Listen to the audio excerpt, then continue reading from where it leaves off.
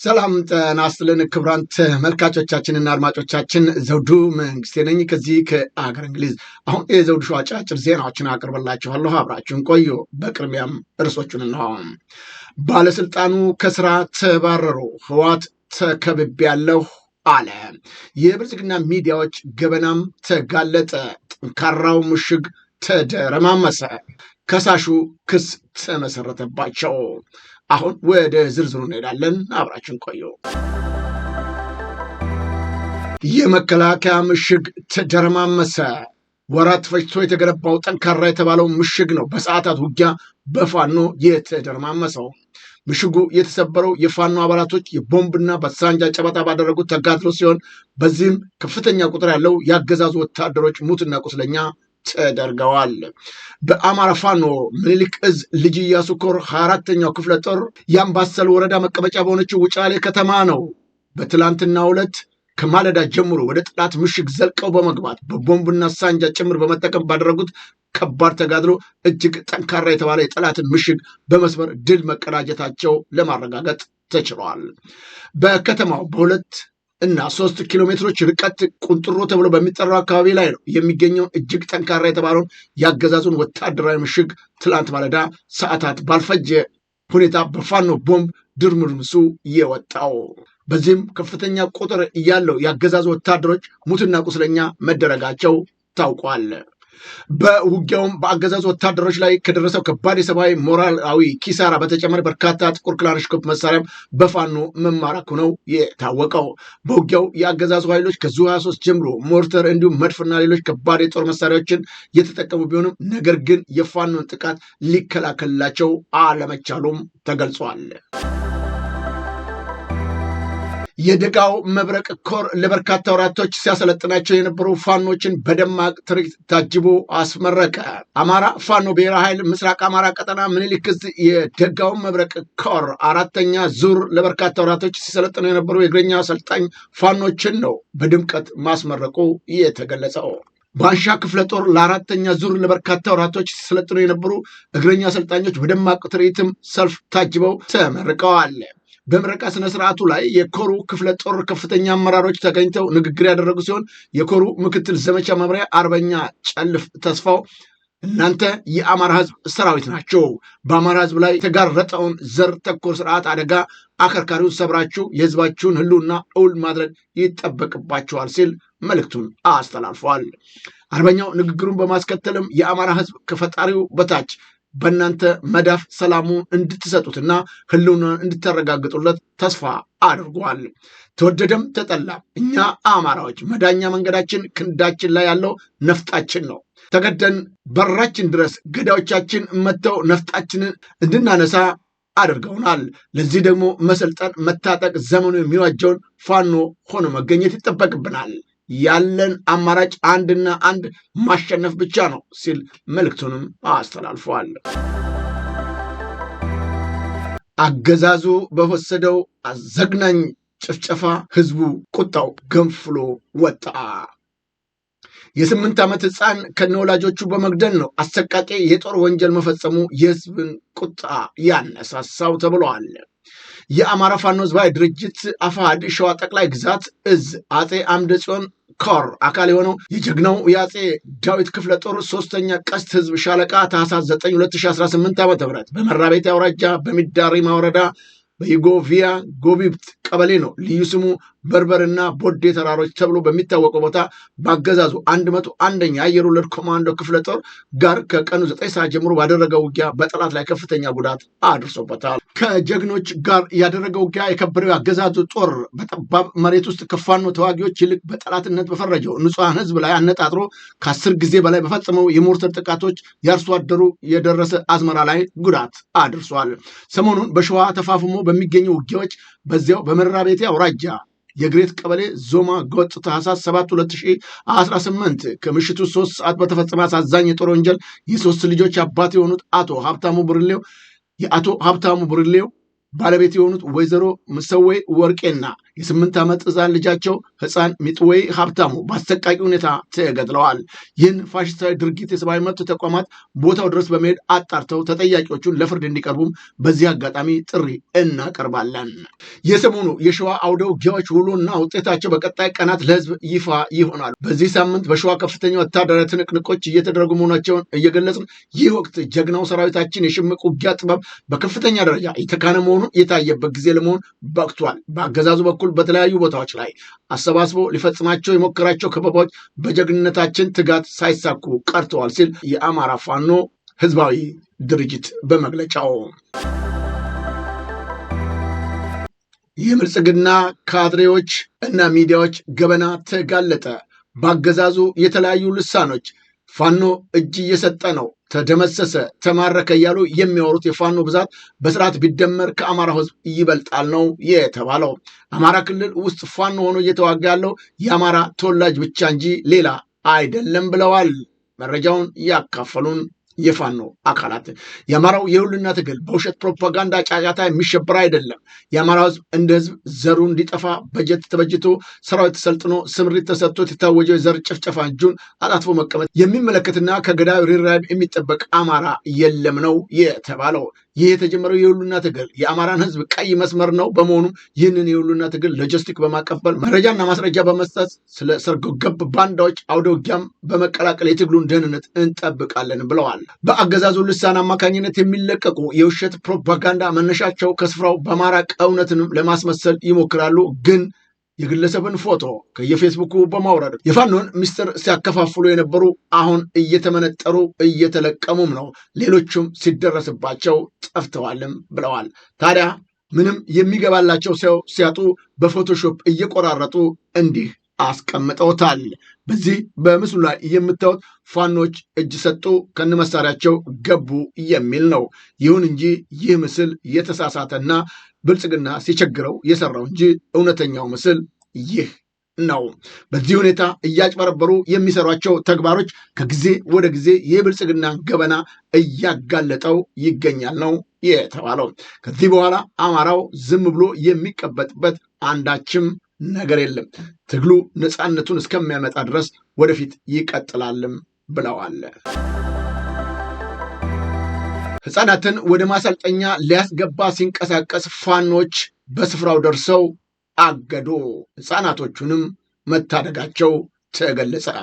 ታፍነው ወደ ማሰልጠኛ ቦታ ሲሄዱ የነበሩ ናቸው። የአማራ ሕፃናቶች በአማራ ፋኖ ቴዎድሮስ እዝ 109ኛ ኮር 77ኛ ክፍለ ጦር ቃኝና መሐንዲስ ሻለቃ ከመንገድ ላይ መማረክ መቻሉ የተገለጸው።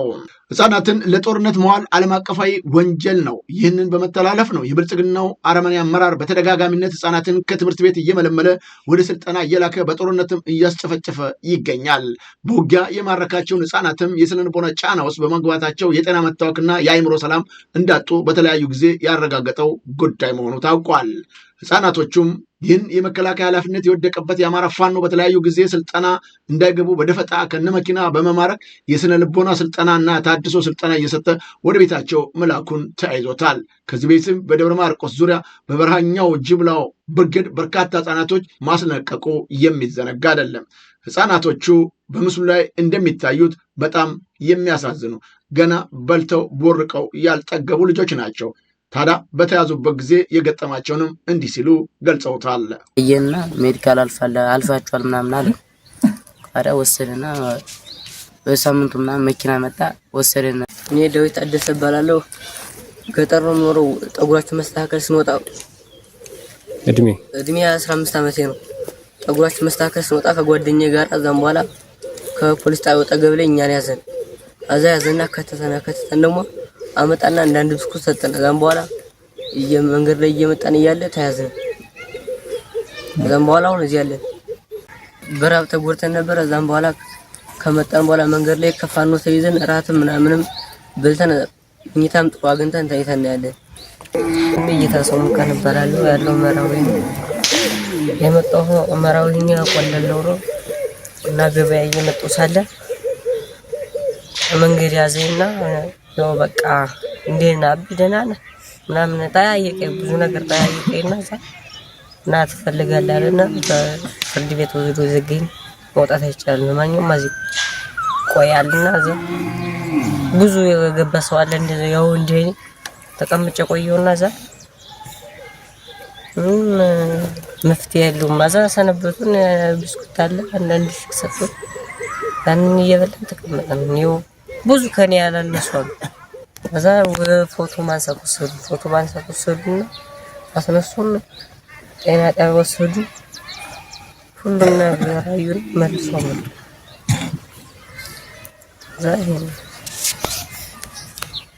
በዚህ ሁኔታ ህፃናቶችን እያሰለጠነ ለጦርነት የሚማግደው ብልጽግና አሁንም ሀይ ሊባል ይገባል። በተለይም በዚህ ውስጥ እጃችሁ ያለ የብልጽግና ሰዎች ጥንቃቄ ልትወስዱ ይገባል። ካልሆነ ነገ በፍትህ አደባባይ የመጀመሪያ ቀራቢዎች እናንተ ናችሁ ሲል ፋኖ መልእክቱን አስተላልፏል።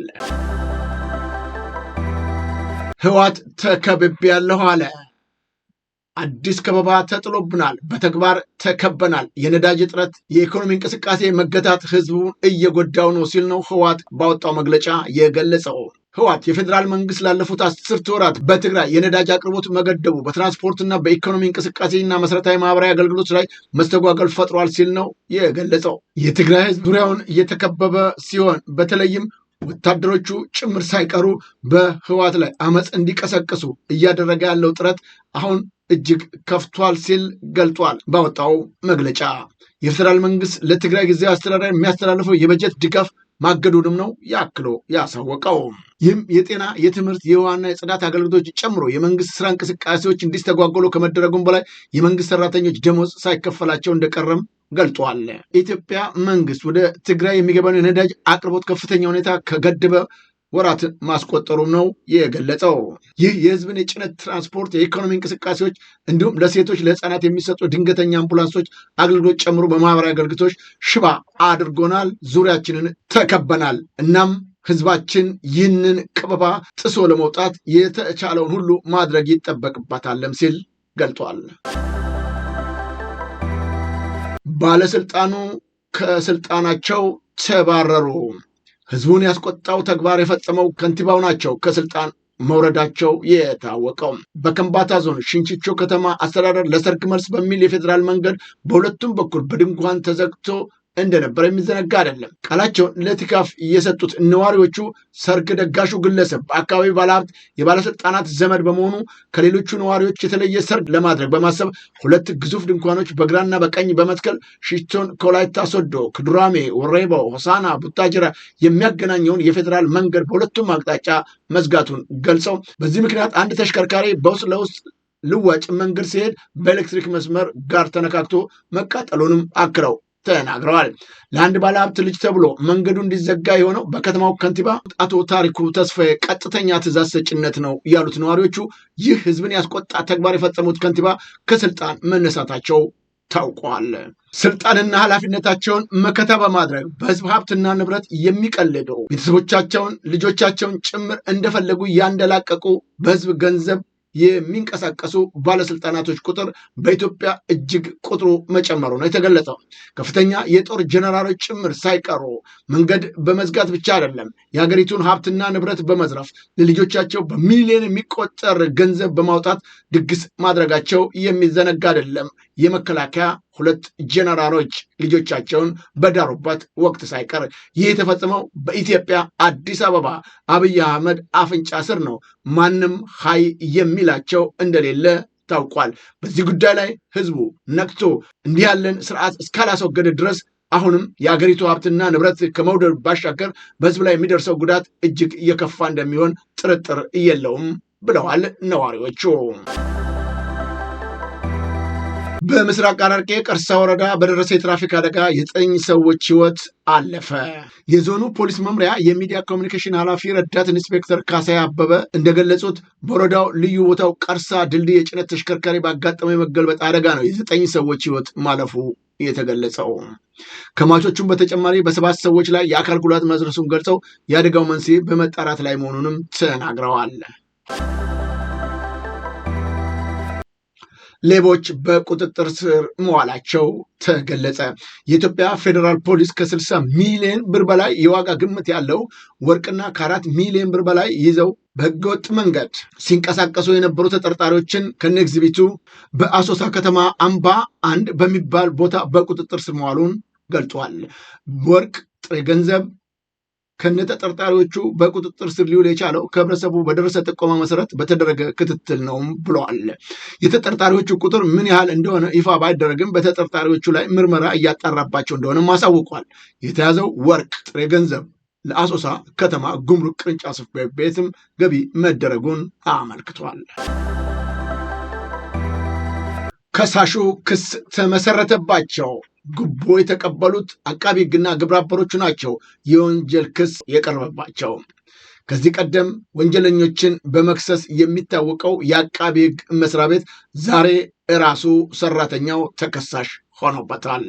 በፍትህ ሚኒስቴር አቃቢ ሕግ የነበረ እና ግብረ አበሮቹ ከባለ ጉዳይ በተሰጠ ጥቆማ መሰረት ነው በጉቦ መቀበል ወንጀል ተጠርጥረው በሕግ ቁጥጥር ስር ውለው የወንጀል ምርመራ ሲጣራባቸው ቆይቶ ታኅሳስ 8 2018 ዓ.ም በሙስና ወንጀል ክስ ቀርቦባቸዋል ብለዋል። ስማቸው ይፋ ያልተደረጉ ተጠርጣሪዎች በወንጀል ተጠርጣሪ የነበሩ ግለሰቦች ላይ የወንጀል ክስ እንዳይቀርብ እናደርጋለን በማለት ነው 1 ሚሊዮን ብር እንዲከፈላቸው ሲደራደሩ፣ ይህም ድርጊት ጠቋሚዎች ለፍትህ ሚኒስቴር ከፍተኛ አመራሮች በማሳወቃቸው በተጠርጣሪዎቹ ላይ ከፌዴራል ፖሊስ ጋር በቅንጅት ክትትል በማድረግ ዳር 16 2018 ዓ.ም ከግለሰቡ ቤተሰቦች 500 ሺህ ብር ለጊዜው ባልተያዘ ግብረ አበራቸው ባንክ ሂሳብ እንዲገባ አድርገው የጉቦ ገንዘቡን ያስገቡት ደረሰኝ ሲሰጡ እጅ ከፍንጅ ሊያዙ መቻላቸው ነው የተገለጸው።